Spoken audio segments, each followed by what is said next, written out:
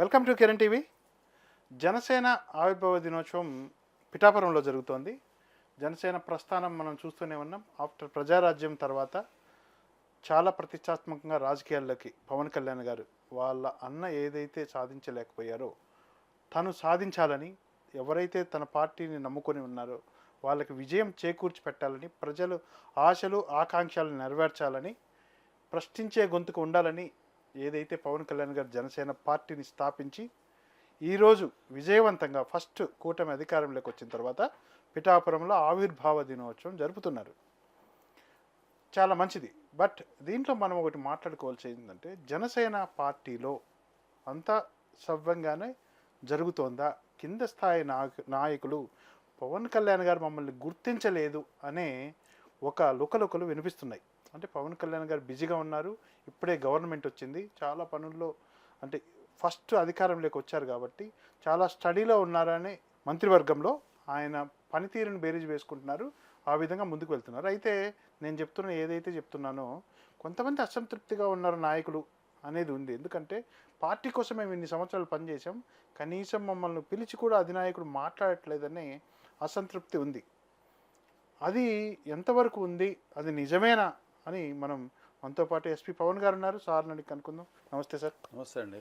Sir, Janasena party Pawan Kalyan ఆశయం గొప్ప ఆశయం. పార్టీ పెట్టాడు.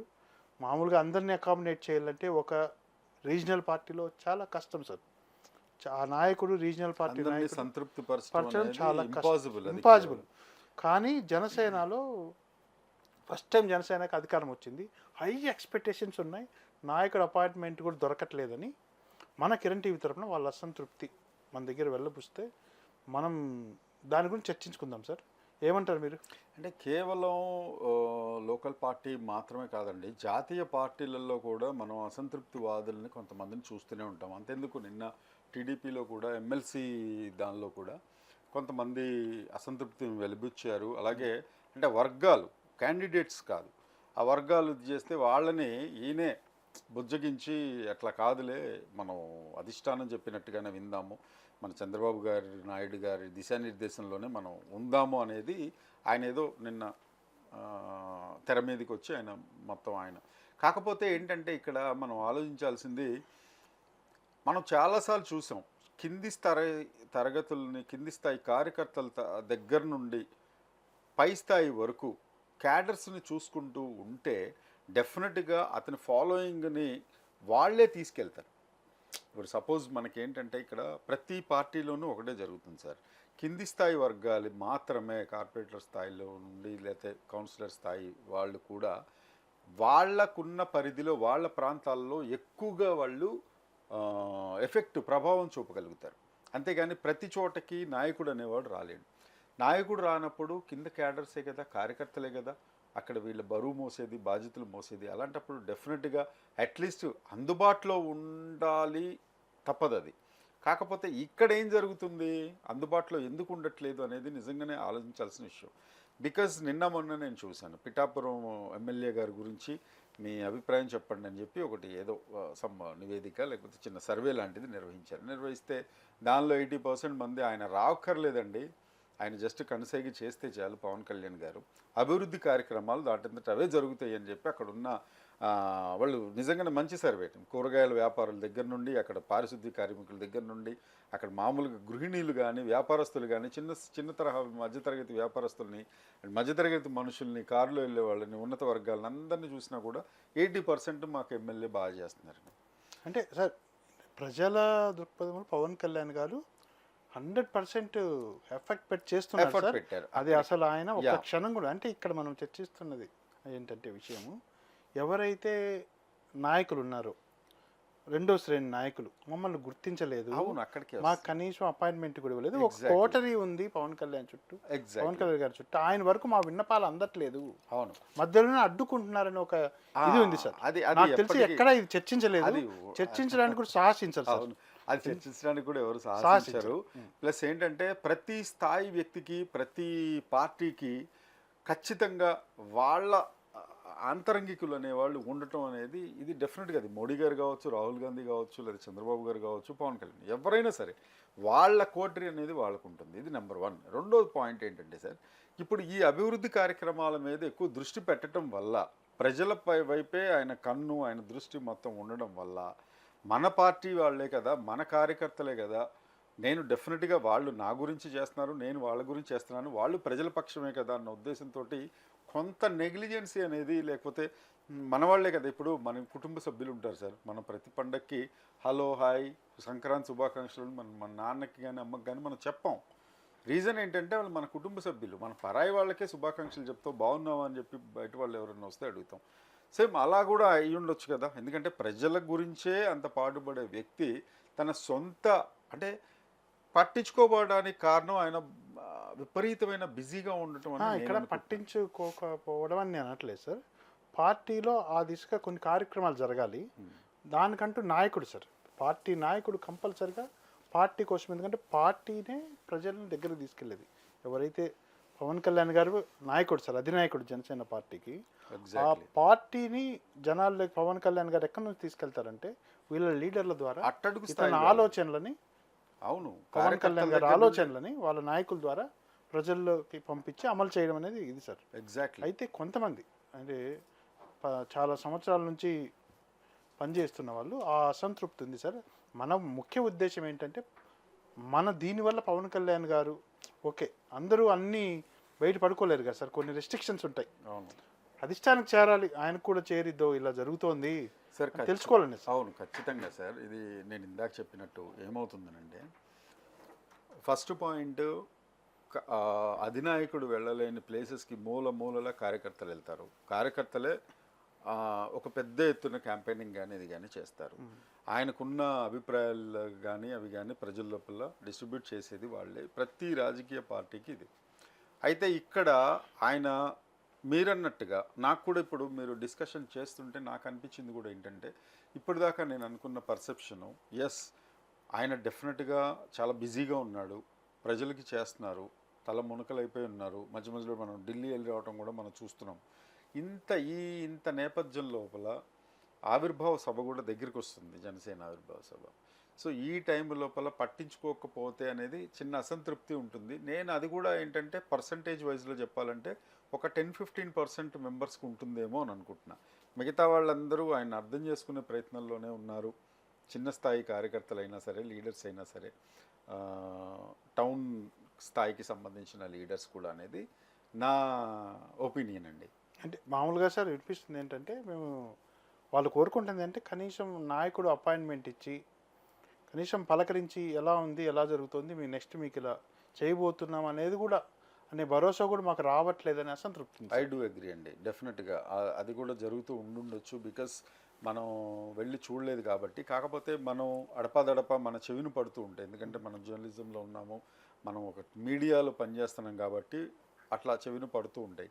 అయితే ఇందులో కూడా నేను అనుకోవడం ఏంటంటే, ఆయన వాంటెడ్లీ ఏమీ చేయడం లేదు, ఆయనకున్న సమయాభావం వల్ల అండ్ ఆవిర్భావ సభ కూడా దగ్గరికి రావటం, అలాగే ఎక్కువ అభివృద్ధి కార్యక్రమాల మీద దృష్టి పెట్టడం, ఏవైతే మేనిఫెస్టోలో చెప్పారో అవన్నీ పూర్తి స్థాయిలో చేయడానికి ఒక 1 ఇయర్లో చేసే టార్గెట్స్ అని పెట్టుకుంటారు, 2 ఏళ్లలో ఇది చేయాలని పెట్టుకుంటారు, 3-4 సంవత్సరాల్లో ఇవి చేయాలని పెట్టుకుంటారు. కాబట్టి ఆ రకంగా కొంచెం వీటి మీద దృష్టి పెట్టలేదేమో అని అనిపిస్తుంది. డెఫినెట్గా ఈ వీడియో కనుక చూస్తే ఓహో మేబీ ఇలా కూడా అనుకుంటారనమాట అని మరి ఆయన దృష్టి పెట్టే మన వైపు నుంచి ఏంటంటే, మనం పవన్ కళ్యాణ్ గారి మంచి కోరుకునే వ్యక్తులం, పార్టీ మంచి కోరుకునే వ్యక్తులం. ఎందుకంటే సార్ ఆయన మిగిలిన రాజకీయ నాయకులు వేరు, పవన్ కళ్యాణ్ గారు వేరు సార్.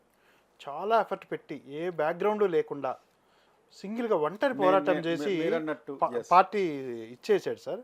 అలాంటి పార్టీలో ఇలాంటి అసంతృప్తులు కూడా ఉండకూడదు.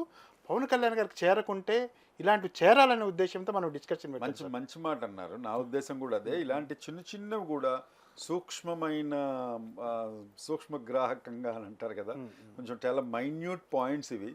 మేబీ అది ఆలోచించే ఉంటారు కూడా డెఫినెట్గా. మా భాస్కర్ గారు కానీ లేకపోతే మన మీడియా మిత్రులు కూడా చాలా సన్నిహితంగా ఉంటారు ఆయనతోటి.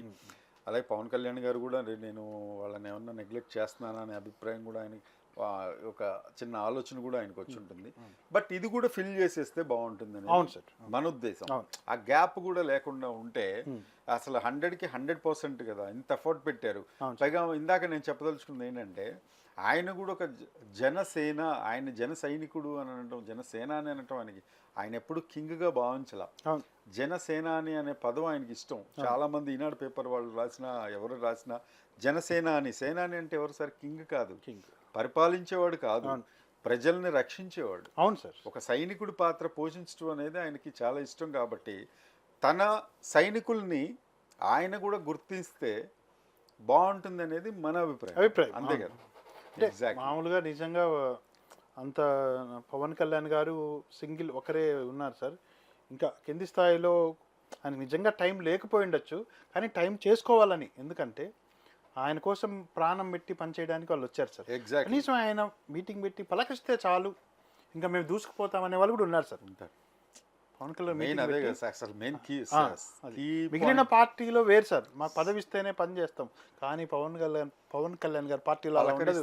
పలకరిస్తే చాలు మా నాయకుడు, మేము ఎంతైనా దూసుకుపోతామని ఉండే party Janasena party. Key point of success. ఎందుకంటే పవన్ కళ్యాణ్ గారు క్లీన్ సార్, నిజాయితీ గల వ్యక్తి. అలాంటి వ్యక్తితో పనిచేయడం అదృష్టం అని భావించే వాళ్ళే ఉన్నారు సార్ ఆ పార్టీలో. వాళ్ళు వెదజల్లలేదు, డబ్బులు తీసుకోలేదు, వాళ్ళు అందుకే అభిమానం. జస్ట్ మా నాయకుడు అపాయింట్మెంట్ దొరికి ఆయనతో ఒక 2 నిమిషాలు మాట్లాడితే చాలని కోరిక ఉండేవాళ్ళు.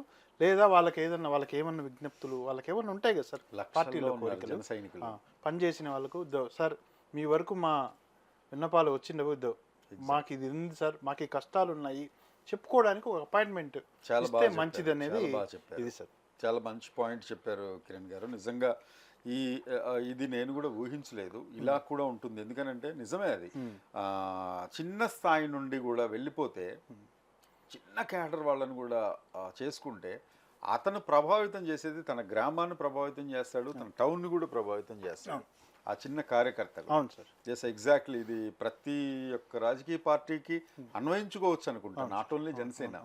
ప్రతి ఒక్కళ్ళు నాయకులు కింద స్థాయి వాళ్ళని కూడా పట్టించుకుంటూ ఇది చేస్తే వాళ్ళ సంతోషం అవధులు దాటుతుంది అనుకుంటాను సార్. మనము పవన్ కళ్యాణ్ గారి మీటింగ్స్, రోడ్ షోలు ఆయన వెళ్ళేటప్పుడు చూసాం సార్. ఆయన చూస్తే చాలు అనుకునే వాళ్ళు మనం వీడియోస్లో చూస్తుంటాం సార్.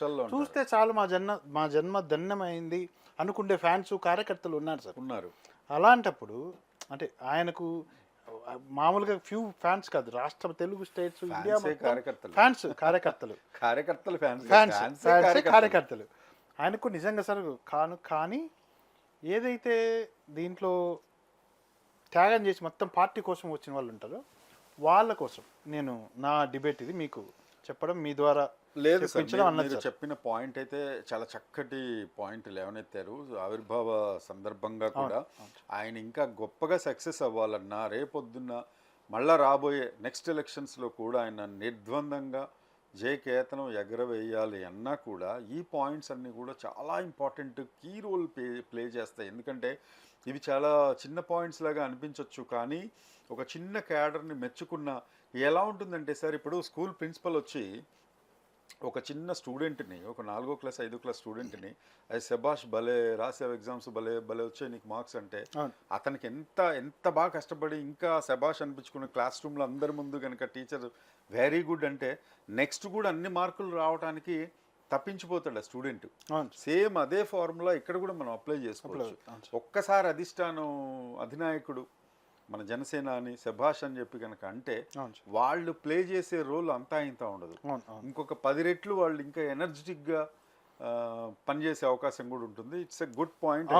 ప్రజాసేవలోనే దూసుకుపోతూ ప్రజల కోసం ఆలోచిస్తూ ముందుకెళ్తున్నారు. ఈ బిజీ టైంలో పవన్ కళ్యాణ్ గారికి ఇది కూడా వాళ్ళ నాయకుల గురించి గుర్తించుకొని కిరణ్ టీవీ తరఫు నుండి విన్నపం సార్. ఆయనకు తెలియక కాదు, తెలుసు, కానీ టైం తెలియక సాహసం అవుతుంది, ఆయనకి అన్ని తెలుసు. అయితే ఏంటంటే మేము ఇంకోసారి మనం గుర్తు చేస్తాం అంతే. ఏది ఆ కార్యకర్తల తరఫు నుండి, ఎందుకంటే మనం విన్నాం వాళ్ళు ఎలా చెప్పుకోవాలో, ఎలా పంపించాలో సందేశం తెలియదు. మన వైపు నుంచి పేర్లు అనవసరం, పేర్లు చెప్పట్లేదు. కొంతమంది కార్యకర్తల విన్నపాన్ని మా కిరణ్ గారు తీసుకొచ్చి దీని మీద ఒక చిన్న సైజు డిస్కషన్ లాగా చేయడం జరిగింది. ఇది పూర్తి స్థాయిలో గమనించగలరు. Thank you sir. Thank you very much అండి.